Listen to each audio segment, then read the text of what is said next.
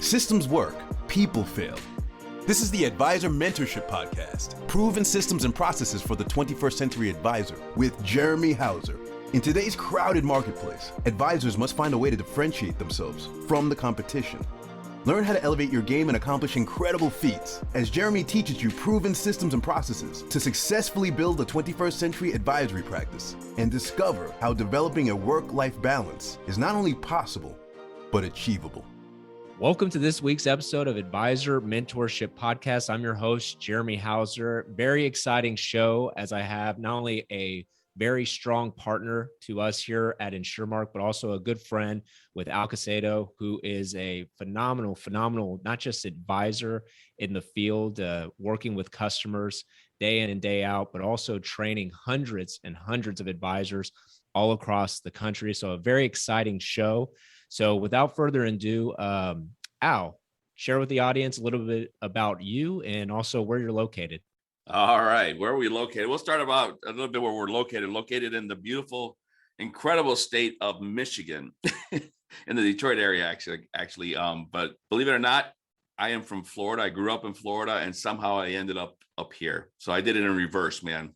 But anyway, this is my 27th year in the business, and it's been what an incredible ride it's been.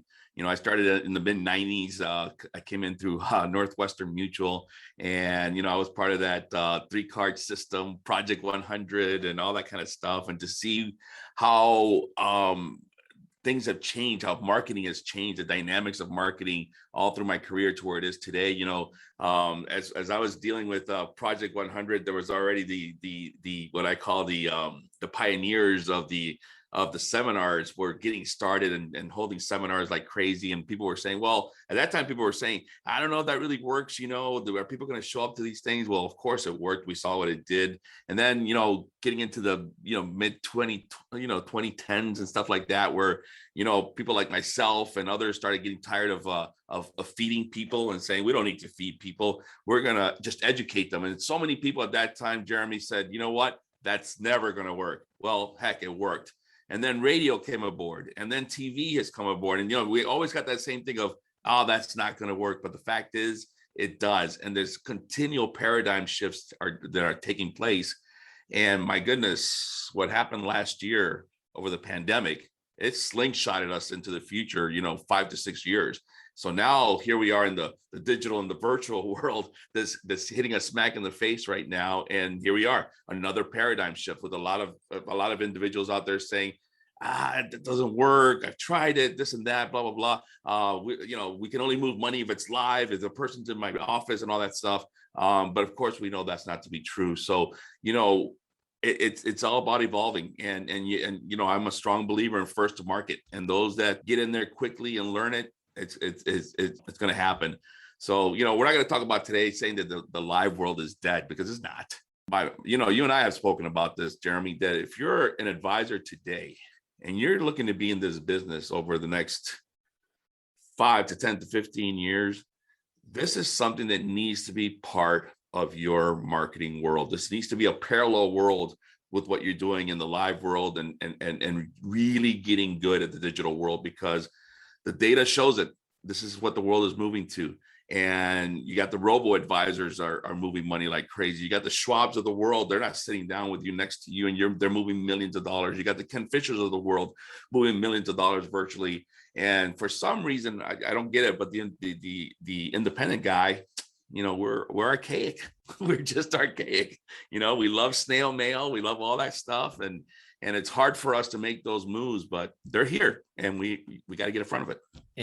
And that is something that I know your team does a great job with. So diving into last year and the pandemic and having to really expedite technology and everything behind the scenes. So how many advisors do you probably coach across the country? And what do you find is the number one challenge for those advisors that take their presentations from a live world to a virtual world, or even their sales processes in front of prospects from a live world to a virtual world?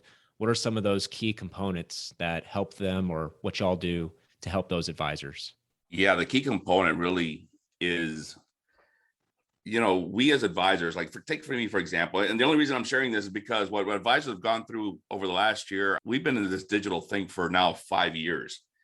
So we've perfected the mistakes. I mean, we made every mistake that was possible. If it was to be made, I made it. We spent money on it, whatever. But the biggest thing that not only advisors today, but myself that I went through is that, I love being in front of a live audience. I just love it. I love being in the classroom. I love presenting. I love the dynamics of it. I love when clients walk into my office. I love all of that. I love all the psychology behind all of that.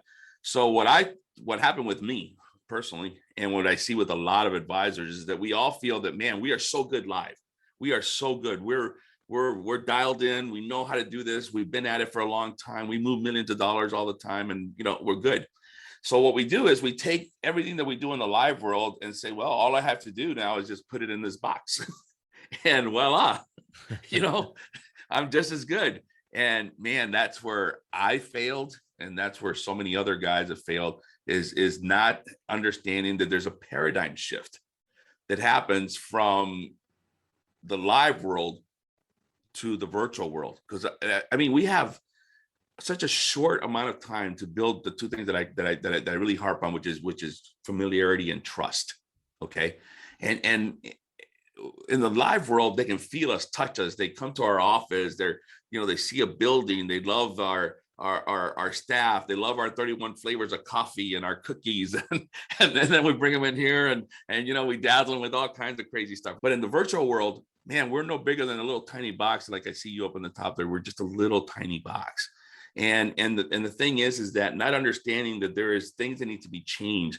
There's more things for us to do in the process of building that familiarity and trust. So that paradigm shift, understanding that first thing of saying the show doesn't start the minute, when I was working in the live world, as soon as I got in the classroom, that's when my sales cycle started. That's it. The show starts today. When you're working in the virtual world, the show starts the minute the registration happens. And what do you do from that registration to that webinar, from that webinar immediately after, from that to what happens right before the first appointment, to the appointment, and how that whole process is done. So I think the biggest mistakes that we see out there today is the advisor not knowing or not wanting or having a limiting belief that adjustments need to be made. And things need to happen in a sequence, and understanding how delivery of a webinar is done versus how it's done live. When I did live classes in the colleges around here, believe it or not, I never used the PowerPoint. I hate them. I still don't like them, because I was the show. I'm the guy. I get in front of something, man, that's it. I'm the show. I'm going to go at it. We're going to learn. I was me in a book, and they had their book, and this is the way we did business. Boy, when you go into the virtual world, your presentation is the star. It's all about that presentation. It's all about how entertaining that presentation is. It's always funny to me when we introduce advisors to the program right from the beginning, and they see 72 slides, and they're like, and I tell them, oh, by the way, you got to deliver that in 30 minutes. And they're like, what? But that's because of the speed and what we have to do, and how we have to craft that to make sure that it's entertainment. Because think about it, when people are coming to our classroom, for example, hell, even if they think I'm the most boring guy in the world, they're not going to get up and leave. They're going to stick it through. They're going to stay there. They're going to stick it up for an hour and a half. We're going to listen to Al, But my goodness, think about all the power we just gave up when we're doing this right here, because you guys can do right now, think that I am full of garbage, and you can just click me off. Boom, I'm done. Gone. One click of the button, gone. That's it. So how do we get those people? That's one of the things, everybody talks about, Al, what stat do you love the best? Yeah, of course we love our closing stats and all that stuff. I love our hold ratios. How long do we have an individual that stays in our room? And that has been really dynamic to see all across the country, is seeing all these advisors with hold ratios above 95%. And right there in the 95, your group, for example, strong presenters holding the group for that long. But that took them to understand what it meant to get from moving from the live world into the virtual world, and understanding those little nuances that create the correct prospect for you and create the correct presentation. So it's really all about that paradigm shift. some of the things we do in the live world just have to naturally change. And it took me a while to figure it out. I don't know. I think I've shared this with you, Jeremy. There was a point where I almost gave it up. It was like we were spending too much money. Of course, there was no pandemic at that time. And I'm like, why am I doing this crazy stuff? And we're not getting it. And not until I started really honing in on that and dissecting every piece of the puzzle that we really started rolling. So that by the time that pandemic hit, then man, that was like, okay, we've been rolling, we've been doing this. And that's when, people approached us and said, hey, can you help us? What can you do? So even the great Al, who teaches hundreds and hundreds of advisors, you almost gave up. So how long were you doing it? I didn't know that. So how long? Yeah, see, I don't know if I shared that with you or not. I did, and really, I have my wife to thank for that, because she said to me, hey, you're close, and plus you got to give Aaron his opportunity. Aaron's my partner. We let him do his magic, let him do it correctly. You're strangle holding him. You're just get it together and you'll do it. And that was a turning point for me, because that was about, man, it was like two and a half years into trying to do this whole thing, because we were having huge success, man. Just we were using digital to fill up the classrooms. So we would fill up like clockwork all of our colleges, 25 to 35 buying units every week, for an average spend of about $800 to $900 for live events. So we were like, I'm thinking like, why in the world am I spending? Fit the price what you're spending. I know. So why am I doing this stuff over here? So I almost got to that point, but man, am I glad. And you talk about blessings and things like that, and getting rid of limiting beliefs. But I did. I almost got to that point. So I'm not doing this, man. We're doing great over here, and we're just going to keep doing that. But we didn't. We switched. We stayed the course, and then I got really serious and honed in on that. But yeah, I've experienced it probably at higher levels than most guys that tried this and like, oh, this doesn't work, man. I'm just going to continue to do this, or I'm going to continue to take care of my existing clients and get through pandemics. But let me tell you, man, we are just one. We learned that last year, man. We're just one crazy thing from the government or anybody from shutting us down. And what I tell guys today, man, think about this. It's almost like not even happening with the government shutting us down, is people are shutting their own selves down. Oh, am I going to expose myself? Am I going to really go over there? Or is that place going to make me have a vaccine before I walk in? Or I'm against vaccines. There's no way I'm walking in anywhere that, and you start getting all that stuff that's happening right now. Restaurants that are understaffed and everything else like that. The mail guys, the general, whatever they call it, postmaster general just came out and said, hey, we're reducing first class mail by 30%. 30%. Dude, can you imagine what it's going to do to our bulk mail? We can't even get first class mail, and you're going to rely on the United States Post Office to get this stuff over to the people you want to talk to on time? Heck no. And then what I tell guys, Jeremy, at the end of the day, if you think about this, the stats tell us, man, that this is the way of the future.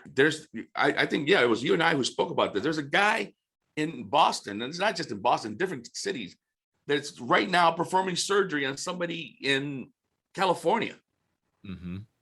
People are no longer looking for the closest individual. They're looking for the best individual to suit their need. So it's not the closest advisor, it's the best advisor. And we're starting to see that right now. We get into this conversation of generations, and we're talking about these two generations all the time, baby boomers and millennials. I mean, that's all you hear. But guys, is that us? Or no, I don't think you're baby boomer. What are you? I'm an X, buddy. I'm okay. the generation I'm going to talk to you about right now, because Gen X, buddy, it's coming, it's happening, and it's happening fast. Over the next 9 years, there's almost $30 trillion are going to be moving from the baby boomers to Generation X. It's ridiculous. Generation X is going to be, and over the next 20 years, is $62 trillion. And all we're thinking about is the baby boomers and these guys. But think about this. There's also that hybrid, what I call the hybrid baby boomer, that's between ages like 57 to 62, 63, that falls in the same demographics. And that money's moving down. And get this. what did they say? The survey showed that 94% of those people reside in one place, and that's Facebook. 94%, man. So if you're an advisor, even if you are doing live events, why in God's creation would you spend money on snail mail when 94% of the people that you want to talk to and need to be talking to, because that's the demographic that's going to be taking in all this money, is sitting in one place? 64% of them, Facebook, number one platform. They consume an average of 6 hours per week. 44%, man, follow their businesses. Can you imagine? For most of us, I'd be happy if at one time I'd be happy if 5% of the people followed me and my every word 24/7. 44% follow their businesses. And then get this, their number one way of learning, 60% video. This is how they like to learn. And you know what other cool thing is happening right now, Jeremy, is that, you know, we are creatures of how we of what we experienced early in life. And the same thing happens in our financial world. Think about this. If you talk about the greatest generation, they went through the Depression, right? They also saw incredible rides in the market going up in the 60s when the markets all went up to 1966, when the good times were here forever. They lived through the 80s, but can you get one of those people to jump back in the markets? You can't. You couldn't. They didn't even believe in banks. You couldn't, right? But then now you look at a baby boomer. Their earliest experience in the markets were what? The 80s and the 90s. 20-something years of nothing but great times. And think of the challenges that we have today of moving them out of the market. All right. But now comes Gen X. And Gen X behavior is very similar to the silent generation, man. You know why? Because they lived to 2003 and they lived to 2008. And their belief system is a lot different than the baby boomers. So think about this. 90% of them reside in one place. A large majority have the same thought process of us guys that live in the world of safety. These are the people that we want to talk to. It's not about telling them, hey, that we have to look at alternatives outside of the market. They're already out there. So think about that's happening right now. So as an advisor today, you have to start really educating yourself and seeing what the trends are saying. What are people doing? What's happening? Because again, last year slingshotted us way into the future, 5 to 6 years. And what we do today in the virtual world is now an acceptable way, and people are buying home. Here in Michigan, last year we set records in real estate, and we were, I don't know if you knew, but we were one of the tightest states in the country. Ms. Gretsch here put a hold on us and says, you can't. I heard. Yeah. You can't move. But what happened was we still set records. You couldn't even go in a home, but guess what? People did. I mean, didn't go in homes, but people bought homes. How did they do it? Virtually. Mm-hmm. A few years back when Carvana came in place, man, everybody knew that people would buy cars online brand new, but who was going to buy a car used you've never touched and buy it, like this? Well, they proved it wrong. Look what happened. And then all of a sudden, everybody else has jumped on the bandwagon. And this is happening today. So this is why, again, you got to build that parallel world, man, and understand the nuances of what's going on out there. So, and you talked about that for advisors. So talk a little bit more about the challenge. So you deal with so many advisors across the country that you coach and mentor. What would you say is, I would just say there's multiple things. Probably even between my team, there's different variables of what some guys and girls don't have success with. But if there was one thing that you find when you first start mentoring and helping an advisor, what is the biggest challenge that they have with doing a one-on-one live presentation and an actual appointment going into a virtual appointment with the prospect? Well, I can tell you that they don't follow the process. Well, it's like, we our process is pretty detailed. I mean, and it's you've been around it now for a little while now too. It's a jigsaw, and every piece leads to another, and it's very it's easy to diagnose, but the problem again is that they don't follow that process. And it really gets down to the understanding of that we are not, as advisors, have the empathy for the people that we're speaking to. I mean, we expect somebody who's sitting in me in Michigan, and I'm expecting this lady out in Omaha, Nebraska to just say, yeah, you're the guy, I'm going to send you $1 million and I've never met. We expect them to, we don't take that time to make sure that we make the changes. This is what I was alluding to earlier, that we make the changes to craft our whole presentation to address that and to understand that these individuals, what you're asking them to do is something that's been, think about you're hesitant about being in the virtual world, but you're expecting that individual to be like, hey, here's my money, here we go, let's roll. It doesn't work that way, guys. It just doesn't work that way. There is a process to building that familiarity and trust. And one of the guys that are around me know this, and they hear this from me all the time, is that you cannot shortcut trust. You can't. It's got to be built, and it's got to be built correctly, and it's got to be done in a process way. But at the end of the day, we have to also be cognizant of the fact that you have an individual that you are expecting to put all this trust in you, and they can't feel you, touch you, or see. I mean, other than in this little stuff here. However, when you do that correctly, it's done. It's being done. We see all the money that's being moved around. But again, it's following that process and following that sequence. And do you find that in your system, your process of what you kind of coach these advisors with, and they seem to get in their own way sometimes? It's really diving in more into what you're constantly coaching them and selling, not really selling, but more so investing more of their time on the emotional component. I know you talked to me about it, and it's something that I've definitely started to echo to my advisors, where a lot of individuals first appointments, second appointments, and a live presentation, not in a virtual one, but live, they really heavily rely on software tools or certain systems that they'll do at point of sale to just ooh and ah the customer with numbers. So what's something that you really help those advisors engage on that emotional component? You mind sharing that a little bit? Yeah, it is, because we've become here we are in a high touch business, supposedly, and we've become totally desensitized. And nowadays we let all this software talk to us. But you know what? That's why robo advisors are out there, man. And we've kind of sort of become human robo advisors, because we now let all these different things, we use them as crutches, not as aids anymore. So it's like, let me show you, this is your world. This is where you're failing, and this is what you got to do.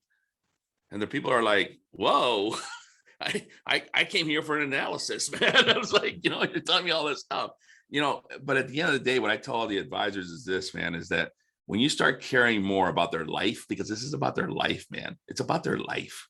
They've worked 42, 43, 44 years for something.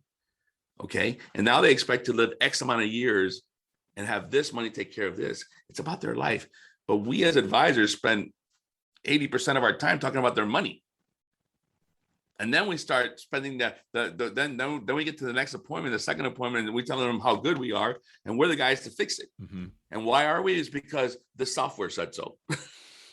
And at the end of the day, we don't make that emotion. You know what? There's not a software system. There's not a software program that moves money. There's at the end of the day, there's not a product that moves money. People move people. We as an industry have just gotten away from that, man. And it started with the big guys and all their fancy charts and everything else like that. So we smaller firms, independent firms, are just trying to trail along with that and get with that. And I'm not saying, and in no way am I saying no, you can't use that or anything like that. There's a time and place for all of that. But at the end of the day, is really getting to know that individual and knowing all the nuances of what makes that individual, and understanding the emotion and understanding that these are all emotional movements. And what we try to do is make them all logical. And man, when you go into logic, we can sit here for the next 10 appointments trying to prove logic. You got one, I got one, anything. But when you're telling me, listen, this is my problem, this is what I got to do. And at the end of the day, you as a client acknowledges that you have that problem and that is your problem, It's your own problem, not the advisor's problem. Because advisors, we all try to do the same thing. It's my problem. It's my problem. No, it's not. It's their problem. They got to fix it. That's when you start, making that connection. And if you don't do that in the virtual world, it's tough enough when you don't do that in the live world. But if you don't do that in the virtual world, good luck trying to move money, because you're going to be on that hamster wheel, man, for a long time. You'll be going 5, 6, 7 appointments, and it's insane what happens out there. But at the end of the day, we got to bring it back in. It's people move people, and we got to spend more time on that. That's what we do at the end of the day. Yeah, and that's I read this the other day, and it's so simple, but the word listen and the word silent, they actually have the same letters in it. So just think about that for a second. I mean, the guys and girls that do awesome in these virtual appointments really dig in on the why, the emotional side with that prospect, and your team does a great job of coaching them for that. And so like this year, so now we're in fourth quarter, we're planning for 2022. A lot of advisors who are, maybe they're already doing virtual webinars to get in front of new prospects. And then now they're doing virtual appointments, multiple states. Why y'all's group? So even those that are having success with you, or maybe even to the advisor who's hesitant still in listening to the podcast, what does your group do that's a lot different than maybe some of the other XYZ companies out there that help advisors get in front of new prospects virtually and also in a sales process virtually? Well, there's a lot of differences. Let's just start with the digital side. I'm a big proponent of, I think I've shared this with you, Jeremy. For so many years, I just got sick and tired of these different companies taking advantage of us advisors. Why? Because we're the best check writers in the world, man. I mean, you say something, and man, before you finish, I signed that check and gave you the money. And it's interesting because a lot of us hold all the metrics in our own business, and we know exactly how everything goes and how many appointments and what it takes, but we never, ever, ever, ever take metrics on the dollar that we spend. We never, as advisors, know that if I give you, Jeremy, $1, how much of that dollar is going in your pocket and how much of that dollar is going to work for me. So you're saying a lot of advisors don't know their numbers? They don't know their numbers, man. They don't know their numbers. And it baffles me. It's like, wait a minute. So you give all this, we do it with mail houses. We do it with digital companies. Hey, send us $4,000 and we'll guarantee you this, or pay me 240 something per registration. And this, and we thinking like, wow, that's such a great deal. But then if you ever knew the metrics behind that, and you knew that, hey, they're getting that for like $20-$30 and they're selling it to you for 200, a little frustrating. That's got to piss you off a little bit, man. And these companies, they know that. Now that's their business model and that's how they make money. I don't care. But I know this for a fact, that if I had a client in front of me and it got to that point where they say, well, Al, how much is it? Well, I don't know, man. We'll see how the market does. And I'll see how much I charge you and, how much it takes to get you what you want. And then nobody's going to do business with that. But we as advisors, we jump on it all day, man. We give out checks like, forget it. So it at the end of the day is that I think that we need to know the metrics behind everything, because if we want to create true marketing, you have to know your numbers. Those numbers need to be disclosed to you, because if not, you are going to forever be in a junkie dealer mentality. They got the stuff, you got the money. You got the stuff, they got the money, because you don't know how to really create anything. All you know how to do is buy the stuff and hope and pray that enough of that stuff fills you up. And not just getting in front of new people. And obviously your firm is very transparent. So that's why y'all are very open book. So advisor knows, I got 12 of them who they know exactly to the penny how much you're spending on their marketing ad. So what else does y'all's firm do outside of not just helping reduce the cost of getting in front of maybe the same amount of people?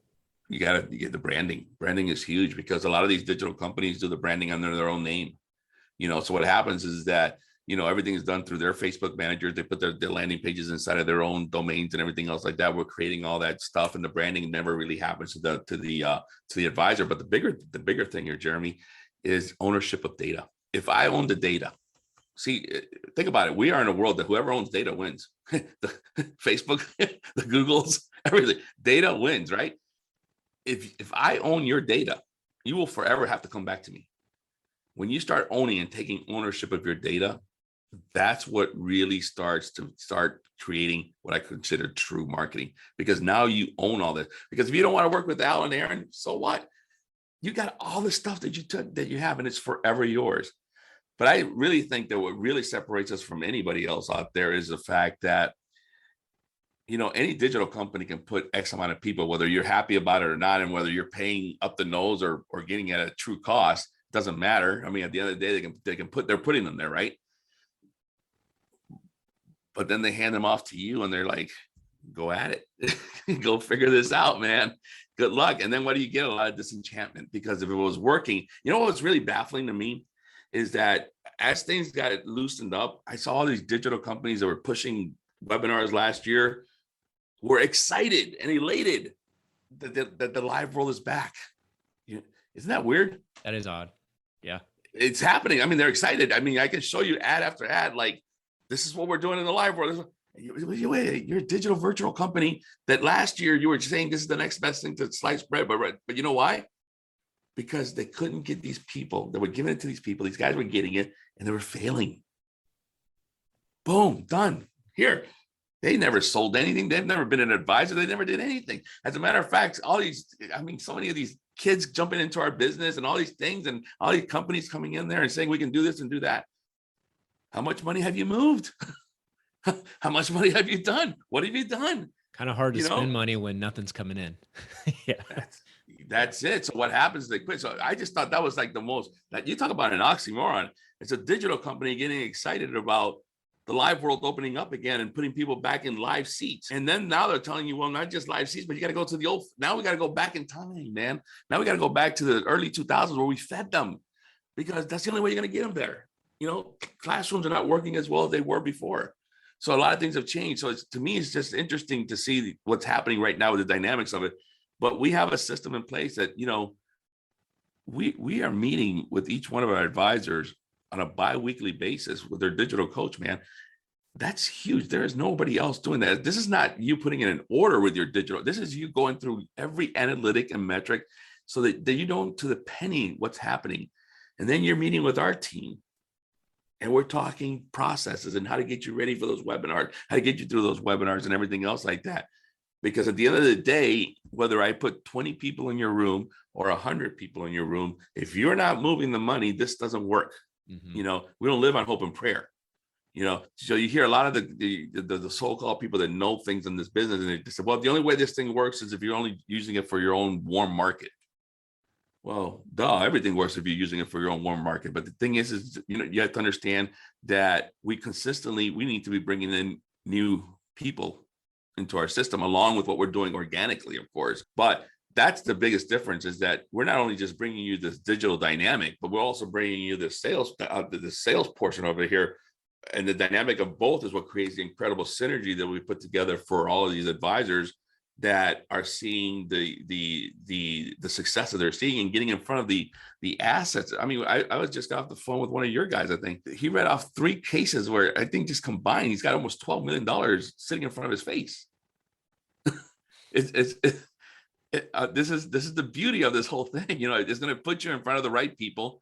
And now with the right process behind it to be able to move some of those, assets over and things like that. But that's where we start going into different worlds.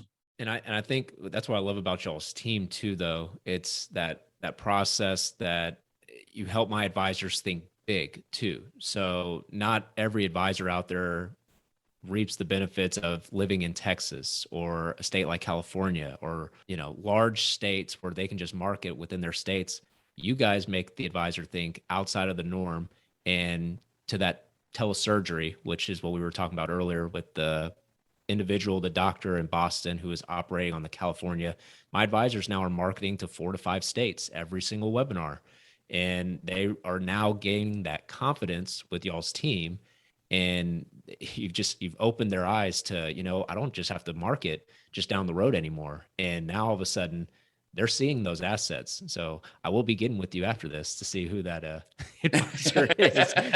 Yeah, no, it's just so much fun because it's like, we all live within that 15 to 20 mile radius from our office. This is what we're used to and everything else like that. And all of a sudden this whole thing, this geographical boundary thing moves and everything like that. And then you're like, wait a minute, how is this going to work? And blah, blah, blah. And all of a sudden then you start seeing that and you start getting into the right pockets and then being in front of the right people and everything else like that. But that's the beautiful thing that this brings you. Not only that, but the quality of life for you as the advisor, man.